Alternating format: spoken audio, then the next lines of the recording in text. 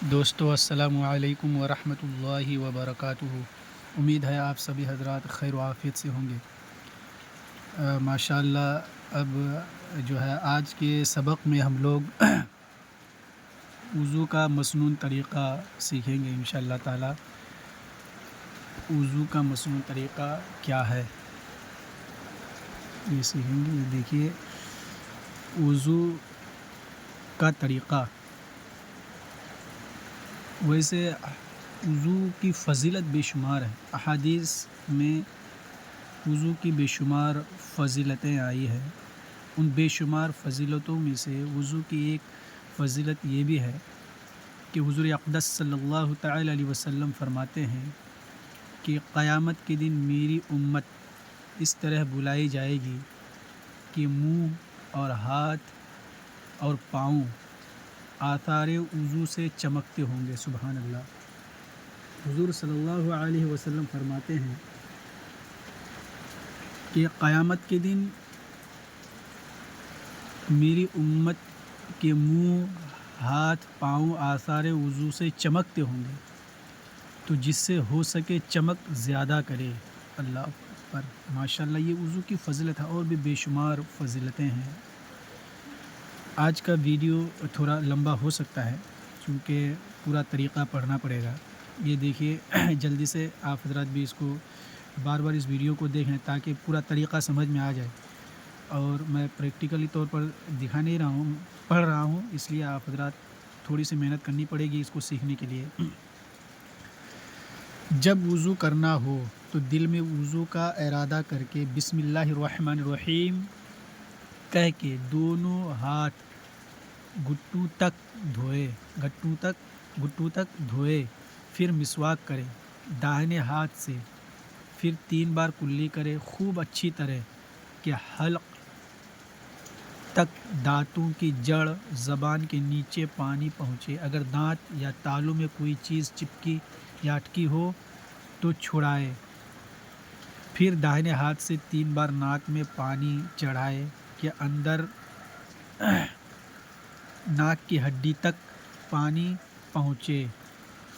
دیکھیے ناک کی ہڈی تک جو ہے پانی پہنچے، اور بائیں ہاتھ سے ناک صاف کرے۔ اب ناک کی ہڈی تک پانی پہنچانا ہے، پتہ چلا کیسے پہنچا ہے۔ اب لوٹا لے کر کے اوپر سے ڈال نہیں سکتے، تو اس کا بہتر طریقہ یہ ہے کہ دائیں ہاتھ میں پانی لے کر کے ناک کو پانی میں رکھیں اور سانس کو اوپر کھینچیں۔ تو جب سانس اوپر کھینچیں گے تو پانی نرم ہڈی تک پہنچ جائے گا، اور پھر اس کے بعد بائیں ہاتھ سے ناک صاف کریں۔ اس کی چھوٹی انگلی ناک کے اندر ڈال کر پھر دونوں ہاتھوں میں پانی لے کر 3 بار منہ دھوئے۔ اس طرح کے بال جمنے کی جگہ سے لے کر ٹھوڑی تک اور داہنی کنپٹی سے بائیں تک کوئی جگہ چھوٹنے نہ پائے، اور داڑھی ہو تو اسے بھی دھوئے اور اس میں خلال بھی کرے، لیکن احرام باندھے ہو تو خلال نہ کرے۔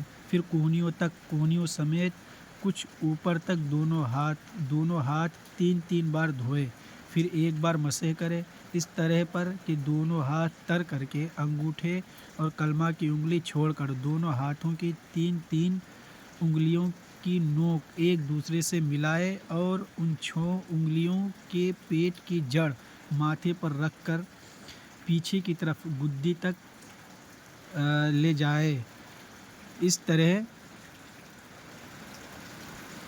کہ کلمہ کی دونوں انگلیاں اور دونوں انگوٹھے اور دونوں ہتھیلیاں سر سے نہ لگنے پائے، اور اب گدی سے ہاتھ واپس ماتھے کی طرف لائے، یوں کہ دونوں گدیلیاں سر کے دائیں بائیں حصہ پر ہوتی ہوئی ماتھے تک واپس آ جائیں۔ اب کلمہ کی انگلی کے پیٹ سے کان کے اندر کے حصوں کا اور انگوٹھے کے پیٹ سے کان کے اوپر کا مسح کرے، اور انگلیوں کی پیٹھ سے گردن کا مسح کرے، لیکن ہاتھ گلے پر نہ جانے پائے کہ گلے کا مسح مکروہ ہے۔ پھر داہنا پیر انگلیوں کی طرف سے ٹخنے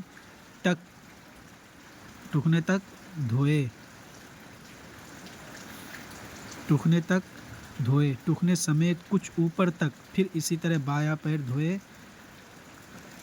ہاتھ پاؤں کی انگلیوں میں خلال بھی کرے۔ اب وضو ختم ہوا، اس کے بعد یہ دعا پڑھے، اللہم اجعلنی من التوابین وجعلنی من المتطہرین، اور بچا ہوا پانی کھڑے ہو کر تھوڑا سا پی لے کہ بیماریوں کی شفا ہے۔ تو دوستو یہ وضو کا طریقہ ہوا، مسنون طریقہ ہوا۔ اس میں بہت ساری باتیں ہیں جو عام لوگوں کو ہو سکتا ہے سمجھ میں نہ آئے، تو اس کو بار بار پڑھیں اور کوشش کریں سمجھنے کی، نہ ہو تو جو اپنے قریبی علماء کرام ہو، ائمہ حضرات، ان سے رابطہ کریں تاکہ وضو کا مکمل مسنون طریقہ سمجھ میں آ جائے۔ یہ خلال کی بات آئی تھی، داڑھی میں خلال کی بات دیکھیں۔ داڑھی کا خلال اس طرح سے ہوتا ہے کہ انگلیوں کو حلق کی طرف سے داڑھی میں ڈالے اور باہر کو نکالے۔ اور پیروں کا خلال کیسے کرے؟ دونوں پیر کا خلال صرف بائیں ہاتھ کی چھوٹی انگلی سے کرے، اس طرح کے دائیں پاؤں میں چھوٹی انگلی سے شروع کرے اور انگوٹھے پر ختم کرے، اور بائیں پاؤں میں انگوٹھے سے شروع کر کے چھوٹی انگلی پر ختم کرے۔ تو یہ وضو کا مسنون طریقہ ہوا۔ اللہ تبارک و تعالی ہم سب کو علم دین سیکھنے سکھانے کی توفیق و رفیق عطا فرمائے، آمین ثم آمین، بجائے سید المرسلین، جزاکم اللہ خیر فی الدنیا والآخرہ۔